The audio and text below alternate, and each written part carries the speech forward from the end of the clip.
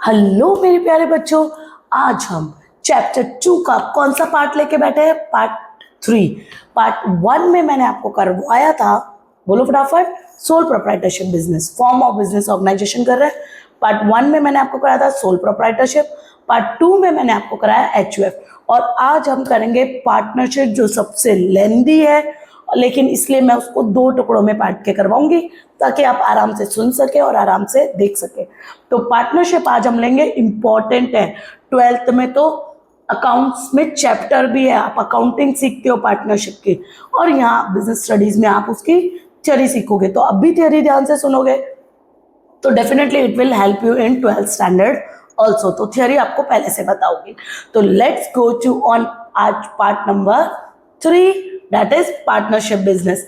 तो आज हम करेंगे meaning and features. Okay, so let's go to on our screen with Ritu ma'am. चलो, तो आज हम चलते हैं जॉइंट हिंदू अनडिवाइडेड फैमिली पर, हिंदू फैमिली पर। चलो, एचयूएफ बोलते हैं इसको, हिंदू अनडिवाइडेड फैमिली।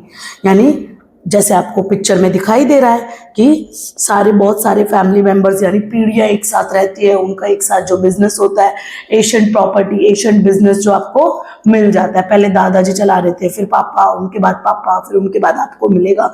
इस तरीके से वो बिजनेस क्या रहता है, पीढ़ी दर पीढ़ी चलता रहता है, लेकिन आपको इसको रजिस्टर कराना पड़ेगा। तो आगे चलते हैं, क्या बोल रहा है देखो। It is a form of business. It is managed and controlled by a member of Hindu undivided family. कौन चलाता है, मैनेज और कंट्रोल करता है? हिंदू अनडिवाइडेड फैमिली मैनेज करती है, फैमिली मेंबर से मिलकर ये बिजनेस चलाते हैं। और एक और चीज, ये बिजनेस सिर्फ इंडिया में काम करता है, इंडिया में चलता है। तो this type of business is found in India only. और इस पे कौन सा एक्ट लगता है, इसलिए हमारे इंडिया में एक एक्ट बनाया गया है, हिंदू सक्सेशन एक्ट, वो इस पे एप्लीकेबल होता है। हिंदू लॉ के अंदर हिंदू सक्सेशन एक्ट इस पे एप्लीकेबल होगा।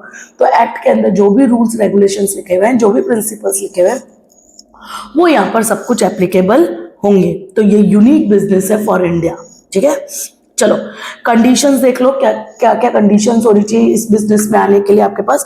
तो फैमिली में 2 मेल मेंबर्स होने चाहिए, जब भी तो आपका हिंदू अनडिवाइडेड फैमिली हुआ। कम से कम 2 मेल मेंबर होने चाहिए। एग्जिस्टेंस होना चाहिए किसका, एस्क्रेंटल प्रॉपर्टीज का, यानी पीढ़ियों में आपकी कुछ प्रॉपर्टीज है या आपका कोई बिजनेस है जो चलता आ रहा है, वो उसी को आप रेगुलर आगे कंटिन्यू कर रहे हो, ठीक है।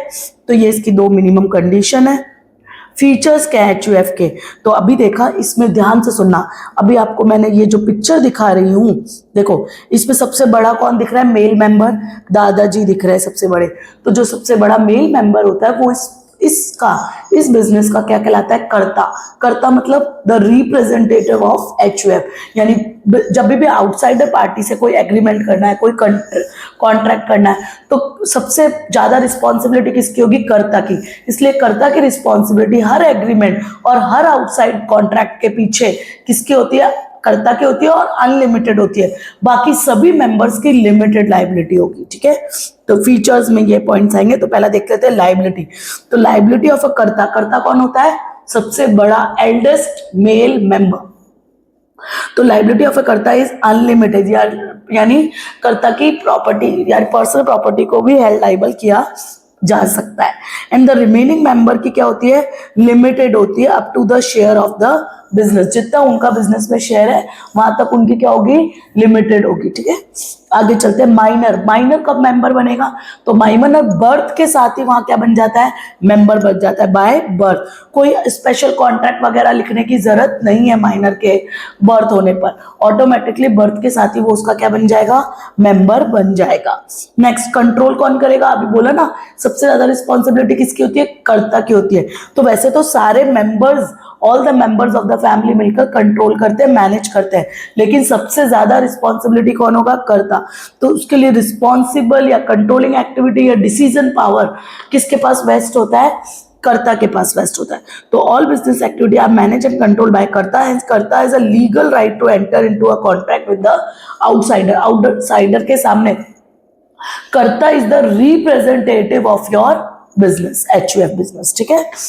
कंटिन्यूटी, किसी भी पार्टनर थोड़ी यहाँ पे मेंबर्स, किसी भी मेंबर्स के डेथ होने से HUF के बिजनेस पे कोई फर्क नहीं पड़ेगा।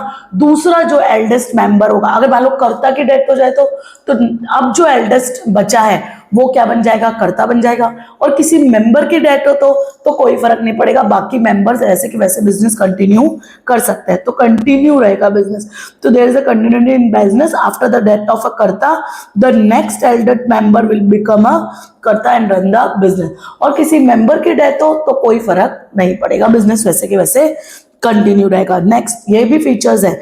फॉर्मेशन, कैसे फॉर्मेशन होता है, तो जैसे आपने सोल प्रोप्राइटरशिप का क्या देखा था कि कहीं रजिस्ट्रेशन की जरूरत नहीं है, कहीं कोई लीगल फॉर्मेलिटीज की जरूरत नहीं है, पर यहां पर अभी कंडीशन देखिए ना, 2 मेंबर्स होने चाहिए, at least 2 male members should be there. कितने मेल मेंबर्स होने चाहिए, 2 मेल मेंबर्स होने चाहिए। और आपके ऊपर हिंदू सक्सेशन एक्ट 1956 के जितने भी प्रोविजंस लिखे गए हैं, जितने भी लॉज लिखे गए हैं, वो सब क्या होंगे, आपके ऊपर एप्लीकेबल होंगे। ठीक है, चलो नंबर ऑफ मेंबर्स ये तो बताए, मिनिमम नंबर ऑफ मेंबर्स कितने होते हैं, 2, लेकिन मैक्सिमम पर कोई लिमिट नहीं है, तो there is no limit for a maximum number of members. Registration, तो कोई कंपल्सरी सक्सेशन एक्ट में लिखा हुआ ही है कि HUF को रजिस्ट्रेशन कराने की जरूरत नहीं है, तो registration is not compulsory by HUF member but it is governed by Hindu law. कैसे बनेगा, हिंदू लॉ के में आपके ऊपर जितने भी लॉ और प्रोविजन जो लिखे हुए हैं, रूल्स लिखे हुए हैं, वो आपको एप्लीकेबल होंगे, वो आपको फॉलो करने हैं। दोबारा रजिस्ट्रेशन ही आ गया है, तो not compulsory for and govern by HUF, same point है लास्ट वाले दो। बोलो कोई दिक्कत? देखो मैंने फटाफट आपको 5 से 7 मिनट में, 5 से 6 मिनट भी नहीं हुए, कंप्लीट करा दिया। तो HUF में इतना पढ़ लोगे तो भी इनफ है। तो एक बार if you want to take the picture of notes तो आप ले सकते हो। और बच्चों आप इधर देख रहे हो, this is our Shridhar institute of commerce. Shridhar institute of commerce new Chandkheda Ahmedabad और न्यू CG रोड अहमदाबाद में स्टैब्लिश है। अगर आपको हमारे को ऑनलाइन टीचिंग मेथड्स या टीचिंग प्रोसेस पसंद आ रहे हैं, आपको लगता है कि यस मैम बहुत अच्छे से करवा रही है, या जो भी और फैकल्टीज है वो बहुत अच्छे से यहाँ करवाते हैं, और आप हमारे नियर बाय एरिया में रहते हैं, तो आप ज्वाइन कर सकते हैं। और यही नहीं, अगर हम ऑनलाइन भी सर्विसेज देते हैं, लेकिन ऑनलाइन इंडिविजुअल बेसिस पर, तो अगर आप ऑनलाइन ज्वाइन करना चाहते हैं तो भी आप मेरे व्हाट्सअप नंबर पर कॉल कर सकते हैं। तो मेरा व्हाट्सअप नंबर है, मैं यहाँ लिख देती हूँ ताकि आप आराम से लिख सको, 7359708847। ये मेरा व्हाट्सएप नंबर है। My name is Ritu ma'am, आपको भी तो पता है, ठीक है। तो आप नोट कर सकते हो, आपको किसी भी तरीके का ऑफलाइन या ऑनलाइन हेल्प चाहिए तो यू कैन कॉन्टैक्ट अस, ठीक है। और बाकी यूट्यूब तो आपको हेल्प कर ही रहा है, तो आप फटाफट स्क्रीनशॉट ले लो। मैं 1 मिनट के लिए आपके लिए चला रही हूँ।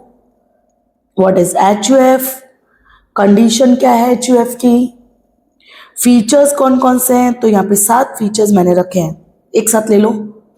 लाइबिलिटी, फटाफट बोलो मेरे साथ, लाइबिलिटी HUF की अनलिमिटेड, माइनर बर्थ के साथ ही क्या बन जाता है, मेंबर बन जाता है। कंट्रोल कौन करेगा, कर्ता करेगा।